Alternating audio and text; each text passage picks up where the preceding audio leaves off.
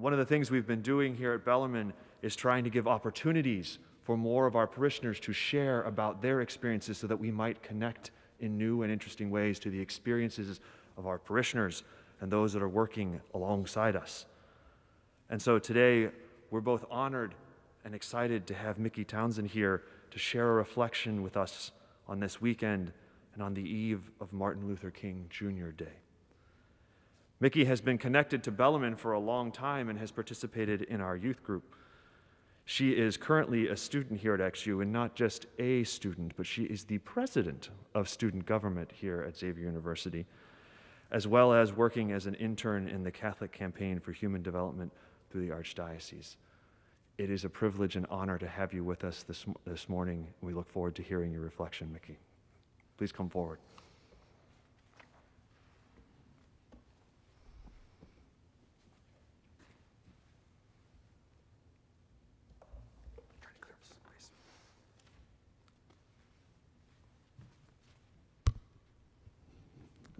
Good morning. My name is Mickey, and I'm grateful for the opportunity to share with you today in honor of the life and legacy of Dr. Martin Luther King. I'm a junior here at Xavier from Cincinnati, majoring in philosophy, politics, and the public, and Spanish with a minor in criminal justice. As Father Eric mentioned, I started my term as Student Government Association president, a leadership position I pursued when I noticed students of color not having their voices heard. My involvement with Xavier and Bellarmine didn't just start when I attended Xavier, but before that. During high school, I was able to travel with Sue Antoinette to Kentucky multiple times in their annual mission trip. In my high school years, this is where I became a social justice advocate, and I was able to live as an active disciple combating racism. I had attended a predominantly white Catholic elementary school where I didn't experience any overt racism. Yes, there's the microaggression every now and again, but as one of 7 students of color in this school, I didn't know any better. However, I then went on to attend a minority Catholic high school where I experienced this racism. Many of the schools we played in athletics were predominantly white Catholic and Christian high schools in the greater Cincinnati-Dayton area. We heard microaggressions and macroaggressions. The worst is when we heard students, coaches, even refs at these high schools referring to us as the N-word. I quickly realized after these repeated experiences that if a group of high school students felt such discrimination from those who are supposed to be living out their faith in these respected schools and church communities, then this sin of racism goes much deeper than an individual act. This is a social sin with systematic racism at play. Here was my first Samuel moment. As we heard in the first reading, though like Samuel, it took me some time to reply, "Speak, your servant is listening." In fact, it wasn't until my junior year of high school when a close friend, former religion teacher, and Bellarmine parishioner, Katie Sellers, introduced our class to Tyra Patterson. Tyra Patterson had been incarcerated for 22 years for a crime she didn't commit.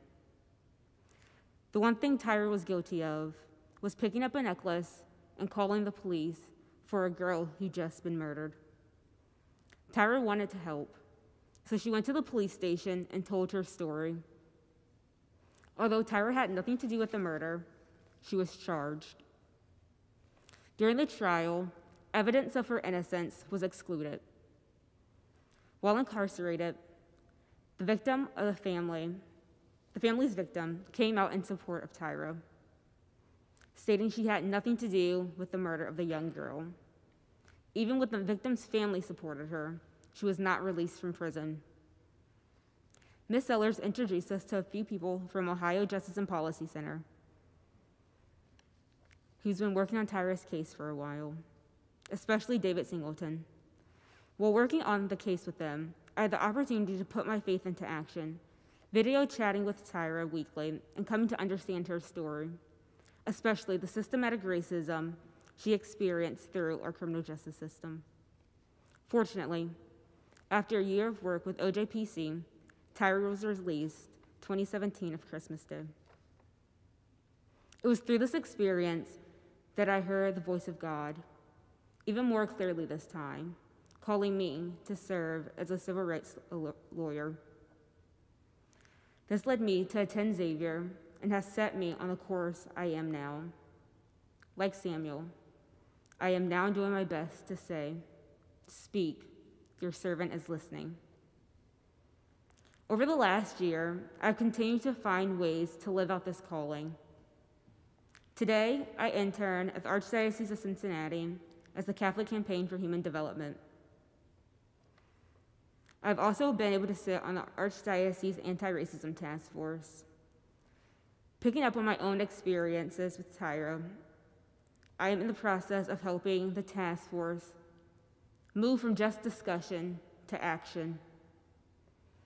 I recently helped create a subcommittee for parishioners to work on addressing anti-racism by addressing bail reform and reconstruction charges for low-level drug offenses. In the gospel, we see John and his disciples recognize Jesus, then hastily follow. Jesus asked, "What are you looking for?" In other words, what do you seek? Their response was "Rabbi," which translates to teacher. One can speculate that they were seeking knowledge, the absolute truth, a truth that's necessary to take action. We need to be more like John, to recognize the truth, seek it out, and share it actively as John did with his brother. On my journey, I have had many teachers who have opened my eyes to the true impact of racism in the world, who have shared their stories with me. People like Katie Sellers, Tyra Patterson, people here in the faith community, and prophets like MLK, who believed education would unite us all. He said, "The function of education is to teach one to think inclusively, intensively, and think critically. Intelligence plus character, that is the goal of a true education." Unfortunately, in today's media-boggling world, many of us fail to acquire such education. We are made to believe that our perspective is the truth, while missing Christ and the absolute truth. We are created in God's image. No matter our skin color, nationality, creed, sexual orientation, or religious belief, every human being deserves dignity and respect. And yet, as my story and the stories of countless others of color reveal, we are living in a society where the truth is denied, where so many refuse to acknowledge that the sin of racism impacts our lives in a systematic way, dehumanizing all of us. This past summer, we saw clearly when people who looked like me were picking up Martin Luther King's mantle and marching for their lives. Then we compare it to what happened last Wednesday, when white men and women committed an act of domestic terrorism in the name of white supremacy. As people of faith, we all know that white supremacy has no room in the Catholic Church. But is it enough to know? If we are not standing up and speaking out against it, are we following Christ? Dr. King famously said, "In the end, we will remember not the words of our enemy, but the silence of our friends." If we are to live as active disciples of Jesus, today we must engage in the work of being actively anti-racist. We need to finish Dr. King's work, first by recognizing Christ, then by peacefully and actively advocating for all. I leave you with this, an excerpt from A Prayer to Heal a Divided Nation by Reverend Elizabeth Keaton. We are your people. You know us by many names. You are our God. We know you by many names. May we find the strength in our diversity and seek the courage to live into what is written on every piece of currency in this nation. In God we trust.